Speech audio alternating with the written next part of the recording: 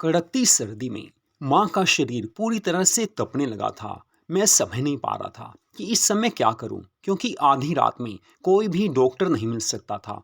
वैसे भी चारों ओर कोहरा छाया हुआ था।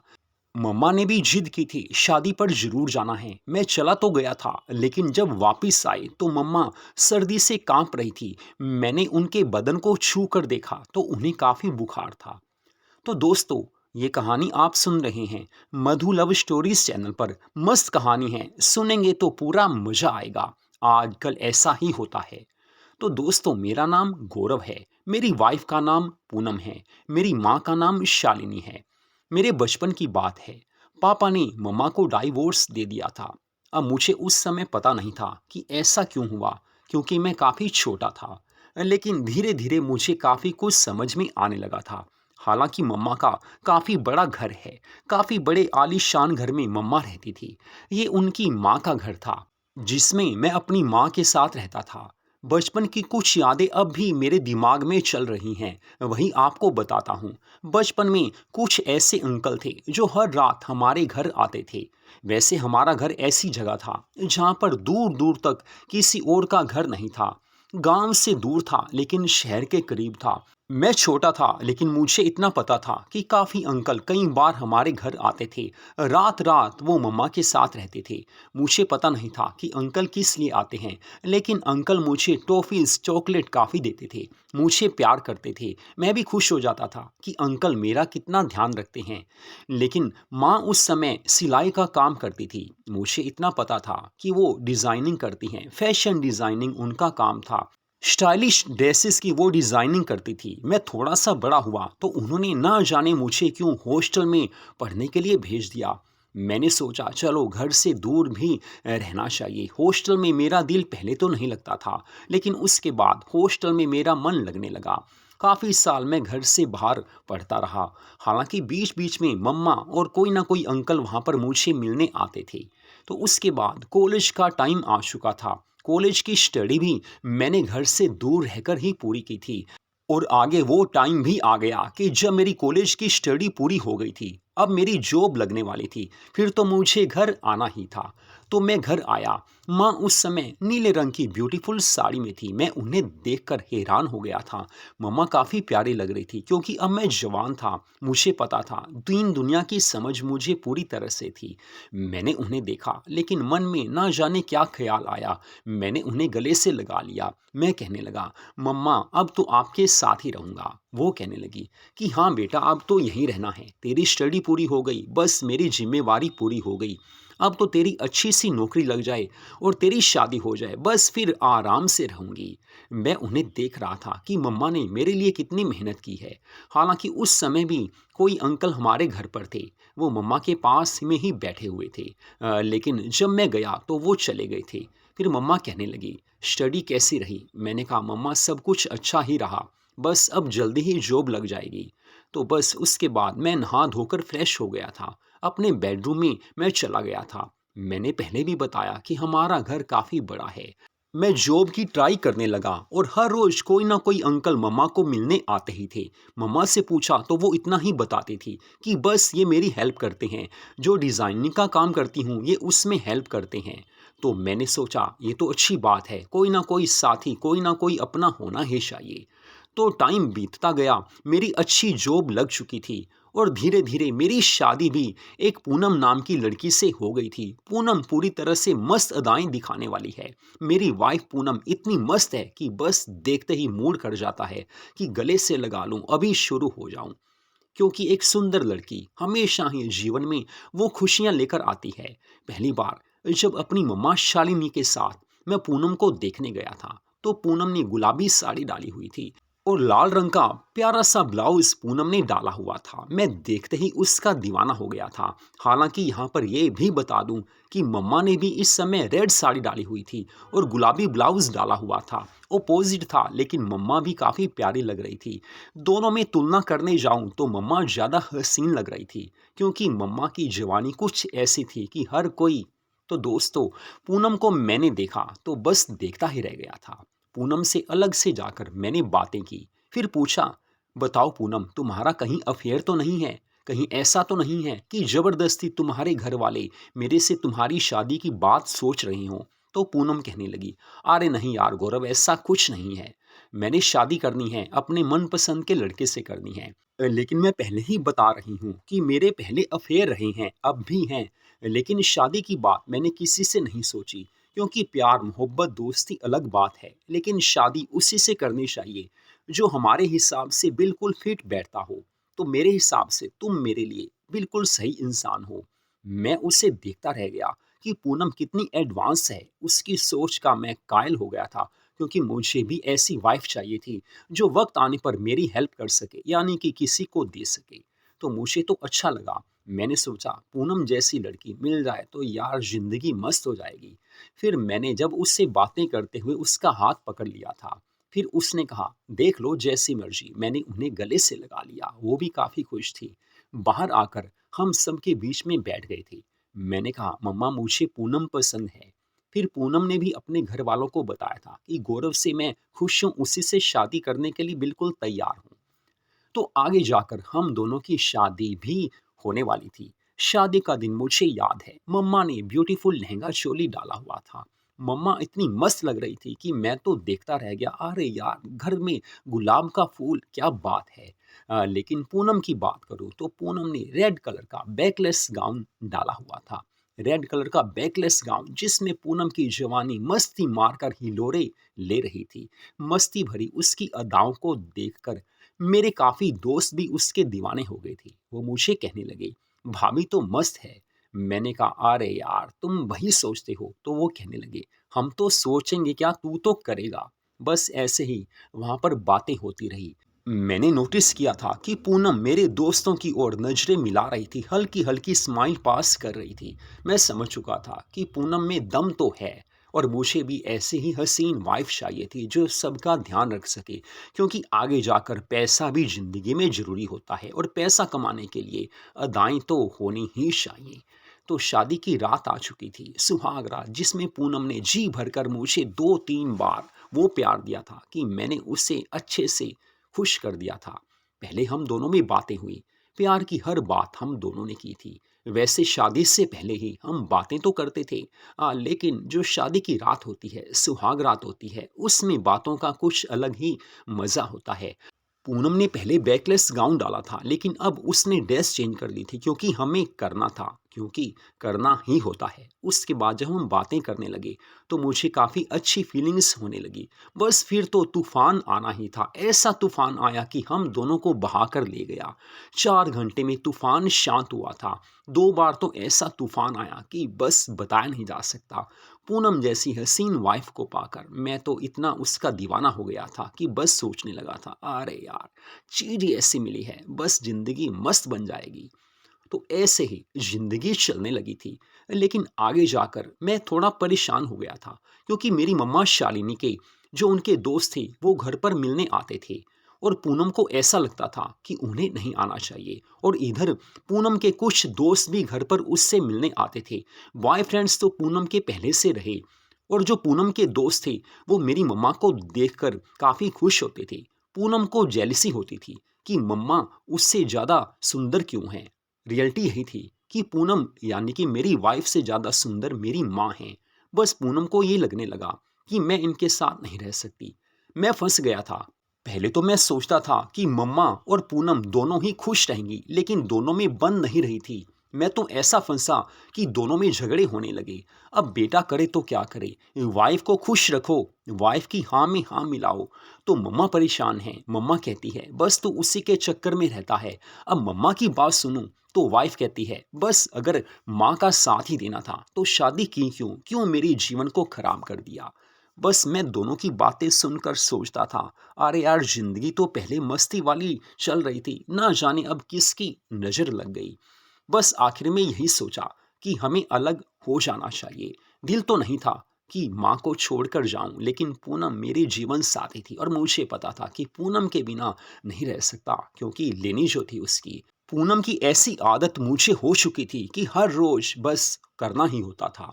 वो भी मुझे प्यार से देती थी, मेरे हर काम में मेरी हेल्प करती थी। हम दोनों अलग से किराए के मकान में रहने लगे थे। काफ़ी अच्छा घर था, मेरी सैलरी वैसे 50,000 रुपये महीना थी, लेकिन घर का किराया 20,000 था।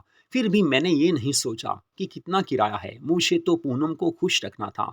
अब कहा जा सकता है कि पत्नी का गुलाम, लेकिन क्या करें यार, बनना ही पड़ता है। पूनम जैसी हसीन साथी को पाकर मैं तो उसका इतना दीवाना हो गया, और मुझे पता था कि आगे जाकर पूनम मेरी काफ़ी हेल्प करेगी, क्योंकि उसके काफ़ी दोस्त ऐसे हैं जो काफ़ी अमीर थे। बाकी मुझे पता था कि पूनम अपने आप सारा काम कर ही लेगी। अब आगे तो खेल होना ही था। तो बस धीरे धीरे पूनम खेलने लगी थी।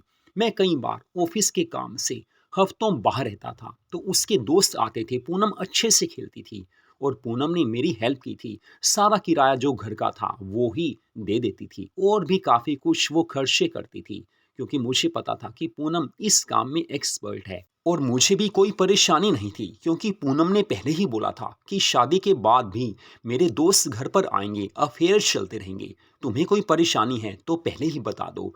लेकिन मैं पूनम का इतना दीवाना था कि मैंने कहा, अरे यार पूनम, आजकल चलता है, दोस्तों को कौन छोड़ सकता है। जो शादी से पहले लेते हैं शादी के बाद भी लेते रहें तो क्या फ़र्क पड़ता है, मुझे तो मिलनी ही है तुम्हारी। तो दोस्तों, ऐसे ज़िंदगी चल रही थी। लेकिन आगे जाकर ज़िंदगी में एक ऐसा परिवर्तन आने वाला था जिसने मेरी ज़िंदगी को एकदम बदल दिया था। मेरे दोनों हाथों में लड्डू आने वाले थे। वो वक्त, वो माहौल ऐसा था कि सर्दी के दिन थे। मैं अपने घर पर बैठा हुआ था। पूनम अपने बॉयफ्रेंड्स के साथ होटल में थी, क्योंकि कोई पार्टी थी, और मैं उससे मना नहीं करता था। कहीं भी कर, कहीं भी जाकर कर, जिसको देनी है दे दे, पार्टी तो लेनी देनी ही चाहिए। मैं घर पर बैठा बस बेडरूम में मूवी देख रहा था। तभी मेरी मम्मा का मुझे फ़ोन आया। गौरव बेटा, कैसे हो? मैंने कहा, मम्मा मैं ठीक हूँ, आप कैसी हो? वो कहने लगी कि बस ठीक ही है, कोई काम था तेरे से, करेगा? मैंने कहा, अरे यार मम्मा, बोलो तो सही, लोकल तो रहता हूँ, कोई बाहर तो रहता नहीं, जो काम है बताओ। तो वो कहने लगी, पूनम पास में तो नहीं है? मैंने कहा, नहीं मम्मा, पूनम तो अपने फ्रेंड्स के साथ होटल में गई है, वहाँ पर कोई पार्टी है। फिर मम्मा कहने लगी कि देख बेटा गौरव, मुझे शादी में जयपुर में जाना है, अकेली जा नहीं सकती, क्योंकि तुम्हें पता है कि सर्दी का मौसम है, वैसे भी मुझे सर्दी जल्दी लगती है। कोई दोस्त ऐसा है नहीं जो जयपुर मेरे साथ जा सके। अब तुम मेरे साथ चलो, कोई भी बहाना पूनम को लगाओ, लेकिन तुम्हें मेरे साथ चलना होगा। वैसे भी देखो, एक बेटे के नाते तुम्हें मेरी हेल्प करनी ही चाहिए। माँ बाप की सेवा करना बेटे का फर्ज होता है। अब तुम्हारे पापा तो पहले ही डाइवोर्स ले चुके हैं। मैं अकेली रहकर मैंने कैसे तुम्हें बड़ा किया है, कैसे तुम्हारे सारे खर्चे पूरे किए हैं, कैसे तुम्हारी शादी की है, ये तुमसे बेहतर कोई नहीं जानता। तो प्लीज़ यार, मेरे साथ शादी में चलो, बस 3-4 दिन की बात है। मैंने कहा, मम्मा मुश्किल हो जाएगा। तो मम्मा कहने लगी, माँ के लिए मुश्किल हो जाएगा, पूनम होती तो ना कर देता।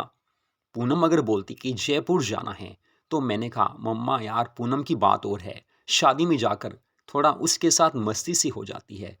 तो मम्मा ने कुछ ऐसा बोला कि मैं एकदम खुश हो गया था। मम्मा ने कहा, मस्ती तो कभी भी किसी से भी की जा सकती है, बस थोड़ी सी समझ होनी चाहिए। सामने गुलाब का फूल हो और कोई खुशबू ना ले तो ये उसकी बेवकूफ़ी है। मैं कुछ कुछ समझ चुका था। फिर मैंने कह दिया, मम्मा मैं चलूँगा, पूनम को कुछ भी बहाना लगा लूँगा, मैं सुबह आपके घर आ जाऊँगा। तो मम्मा खुश होकर कहने लगी, ठीक है बेटा, सुबह मैं तेरी इंतज़ार करूँगी। पूनम देर रात में आ गई थी। उस समय पूनम ने गुलाबी स्कर्ट डाली हुई थी। अब मैं कहाँ रुक सकता था। बस 2 घंटे के बाद मैंने पूनम को कहा, पूनम मुझे ऑफिस से बॉस का फ़ोन आया था, मुझे 4-5 दिन के लिए बाहर जाना है, जयपुर में कोई मीटिंग है, तो बस तुम्हें अकेले ही रहना होगा। तो पूनम खुश हो गई थी, क्योंकि उससे पता था कि उसके फ्रेंड्स पीछे आते रहेंगे और पूनम खुश रहेगी। मुझे भी था कि इसके दोस्त आते रहते हैं, तो पूनम का ख्याल तो वो रख ही लेंगे।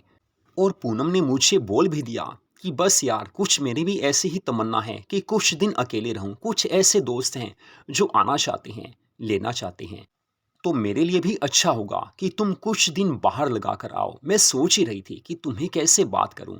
तो मैंने कहा, अरे मेरी जान पूनम, बात क्या करनी, क्लियर बोल दिया करो, जब कहोगी तभी बाहर का टूर हो ही जाएगा। वो मुस्कुराकर कहने लगी, चलो जन्नत की सैर करें। बस 2 घंटे फिर से जन्नत की सैर होने लगी थी। सुबह नहा धोकर मैं फ्रेश हो गया था। पूनम को गुलाबी नाइटी में देखा तो दिल उसका दीवाना हो गया, कहाँ रुक सकता था। 2 घंटे के बाद मैंने कहा, अरे यार अब मैं चलता हूँ। बस मैंने अपना पैकिंग तो पहले ही कर ली थी। उसके बाद मैं घर से निकल पड़ा था। पूनम को मैंने गले से लगा लिया, फिर मैं घर से रवाना हो गया। अब मुझे पता था कि पूनम तो बस मस्ती भरी ज़िंदगी जिएगी। ये 5 दिन उसकी ज़िंदगी में एक अजीब सा चेंज लेकर आएंगे, वो अच्छे से। तो उसके बाद मैं मम्मा के घर आ गया था। मम्मा को मैंने देखा तो वो प्यारी सी ड्रेस में थी। मिनी ड्रेस में वो सामने सोफे पर बैठी हुई थी। उन्हें देखकर मैंने सोचा, अरे यार, पूनम से ज़्यादा हसीन तो शालिनी है, यानी कि मेरी माँ है। फिर वो कहने लगी, आ गया बेटा? मैंने कहा, जी मम्मा, मैं आ गया। अब आप बताइए क्या प्लान है? गाड़ी तो मैं लेकर आ गया हूँ, अब आप बताइए, गाड़ी पर चलना है या ट्रेन में जाना है या बस पर जाना है? तो मम्मा कहने लगी, गाड़ी पर ही चलते हैं, जब अपनी गाड़ी है तो उसमें दिक्कत क्या है? फिर मैंने कहा, जी मम्मा। बस उसके बाद हम दोनों बैठे बातें करते रहे, लेकिन मेरे मन में अजीब सी खुशी थी कि मम्मा तो काफ़ी प्यारी हैं। फिर मम्मा मुझे अपने बेडरूम में ले गई थी। वो कहने लगी, गौरव यार बता, कौन सी ड्रेस लेकर जाऊं, क्योंकि तुझे पता है कि मेरा ध्यान इन कामों में ज़्यादा चलता नहीं है। मैं समझ चुका था कि उनके मन में क्या है। फिर मैं उन्हें ड्रेस चूज़ करवाने लगा। मैंने 2-3 मिनी ड्रेस रखी थी, बाकी उनके लिए शादी में पहनने के लिए गाउन रखा था, गोल्डन ड्रेस रखी थी, काफ़ी कुछ मैंने उनके लिए निकाल दिया था। वैसे उन पर हर ड्रेस जचती थी। तो उसके बाद पैकिंग तो हो चुकी थी, बस रात को हम जयपुर के लिए रवाना हो गए। रास्ते में मम्मा कहने लगी कि मुझे थोड़ा वॉशरूम जाना है, किसी होटल में गाड़ी रोक लो, थोड़ा वैसे भी चाय कॉफ़ी पी लेते हैं। रात को फिर हम एक होटल में रुक गए थे। मम्मा कहने लगी, मुझे थोड़ा सर दर्द सा हो रहा है। तो बस हमने होटल में एक रूम ले लिया था। 2 घंटे वहाँ पर रेस्ट किया। मम्मा का सर मैंने दबा दिया था, उन्हें थोड़ा अच्छा फील हुआ। तो हम फिर से जयपुर के लिए चल पड़े थे। मम्मा खुश थी कि मैं उनका ध्यान रख रहा हूँ। हालांकि मेरे मन में भी काफ़ी कुछ था, लेकिन आगे जाकर क्या होने वाला है किसी को अभी तक कुछ नहीं पता था। तो जयपुर में उस जगह भी हम आ गए थे जहाँ पर शादी थी। हालांकि शादी हमारी रिश्तेदारी में नहीं थी, उनकी कोई फ्रेंड थी अंजू, उनके बेटे की शादी थी। तो अंजू से जाकर हम मिले। तो अंजू कहने लगी, शालिनी क्या बात है, नया बॉयफ्रेंड? मैं एकदम हैरान हो गया था, मैं थोड़ा हंसने लगा। तो मम्मा ने कुछ आगे नहीं बोला, वो कहने लगी कि बस किसी को लेकर आना ही था। और अंजू, ये बॉयफ्रेंड नहीं, मेरा बेटा है गौरव, ये पहले हॉस्टल में रहता था। तो अंजू आंटी, वो भी काफ़ी हसीन थी, मुझे देखकर मुस्कुराने लगी। मैं उनकी कातिल अदाओं का दीवाना हो गया था। बस मुझे तो लगा कि बस 2 मिनट के लिए सही मौका, लेकिन कहाँ मिलने वाला था। उसके बाद शादी में हमने पूरी अच्छी तरह से मस्ती की थी, यानी कि खूब डांस किया था। हर प्रोग्राम हमने अटेंड किया था। काफ़ी सेरेमनीज होती हैं शादी के फंक्शन में, कभी ये कभी वो, कभी ये कभी वो, लेकिन सर्दी ज़्यादा थी। लेकिन सर्दी में भी कोई भी औरत क्यों ना हो, चाहे मेरी मम्मा ही क्यों ना हो, वो ड्रेसेस ऐसे ही डालती हैं जैसे लगता है कि उन्हें सर्दी लगती ही नहीं है। हमारे 4-5 दिन कैसे बीते हमें पता ही नहीं चला, बस वापसी का वो टाइम भी आ चुका था। लेकिन मैंने सोचा मम्मा को जयपुर की शॉपिंग करवा देता हूँ, क्योंकि जयपुर में काफ़ी कुछ ऐसा होता है जो लोग याद रखते हैं। मम्मा को मैं मार्केट में ले गया था। एक एक्स्ट्रा दिन मैं उनके साथ रहा था। काफ़ी शॉपिंग उनको मैंने करवा दी थी। मन में यही था कि जैसे मेरी फ्रेंड मेरे साथ है, मैंने उनको बोल भी दिया था कि मम्मा आप यही सोचो कि आप अपने फ्रेंड के साथ हो। मम्मा मुस्कुराकर कहने लगी, फिर तो काफ़ी खर्चा करवाऊंगी। मैंने कहा, अरे यार मम्मा, जितना मर्जी खर्चा करवाओ। बस उन्होंने जी भरकर शॉपिंग की थी, लेकिन मुझे पता था कि बाद में जी भरकर मुझे भी प्यार मिलेगा। तो उसके बाद हम वापस अपने सिटी के लिए रवाना हो गए थे। गाड़ी में हम वापस आ रहे थे, लेकिन मम्मी की तबीयत थोड़ी खराब सी होने लगी थी।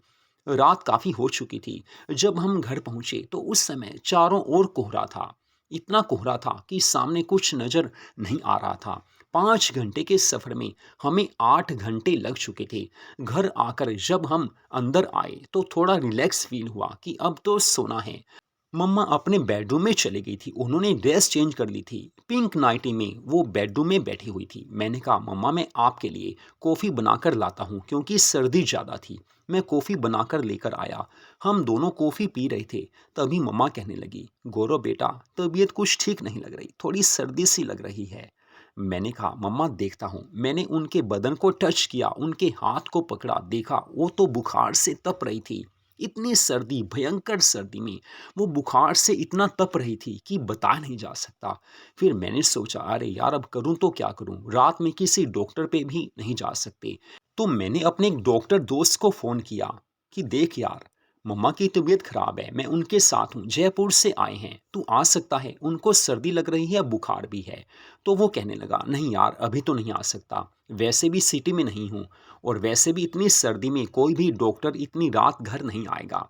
घर में कोई भी मेडिसिन पड़ी हो उनको दे दे, कॉफ़ी बना कर दे, थोड़ा ध्यान रख, सुबह उनको डॉक्टर पर ले जाना। मैं तो अभी 3-4 दिन तक घर में नहीं आऊँगा, बस मैं भी बाहर छुट्टियाँ मनाने गया हुआ हूँ।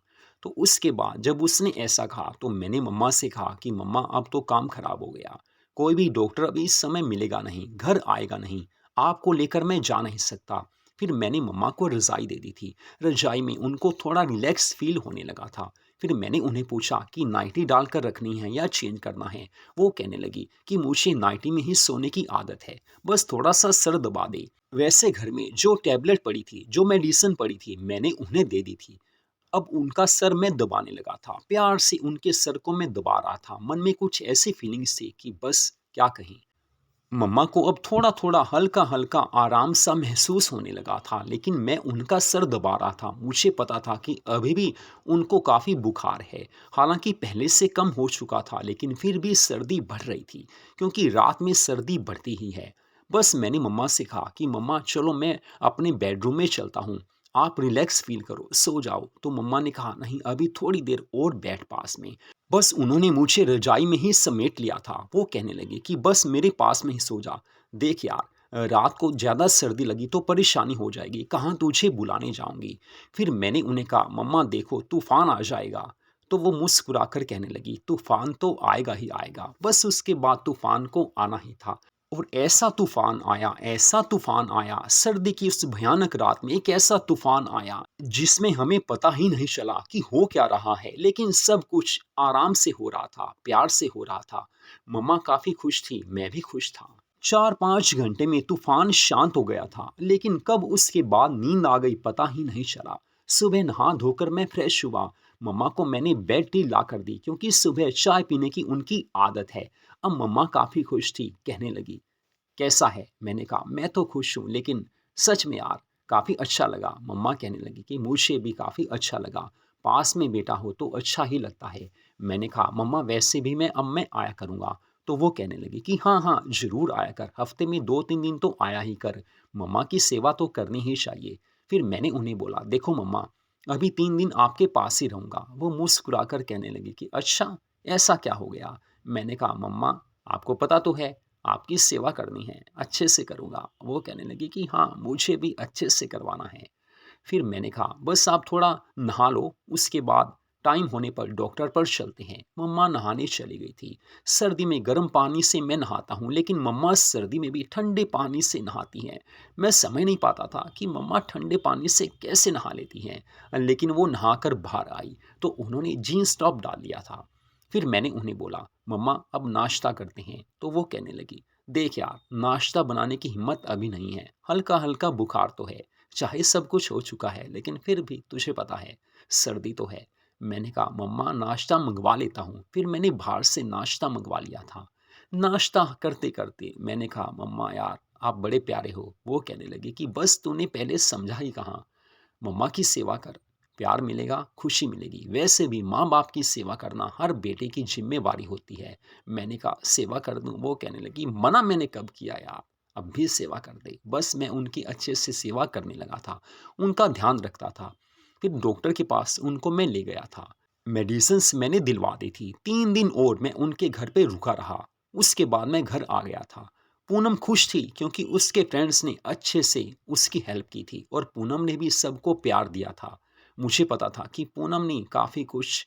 तो दोस्तों मैंने वैसे पूनम से कहा कि पूनम 8-10 दिन हो गए, कैसा रहा? वो कहने लगी कि बस A1 रहा। उसने मुझे गोल्डन रिंग दिखाई। मैंने कहा वाओ क्या बात है। वो कहने लगी कि बस ये तो होना ही था। मैंने उसे गले से लगा लिया और शुरू हो गया।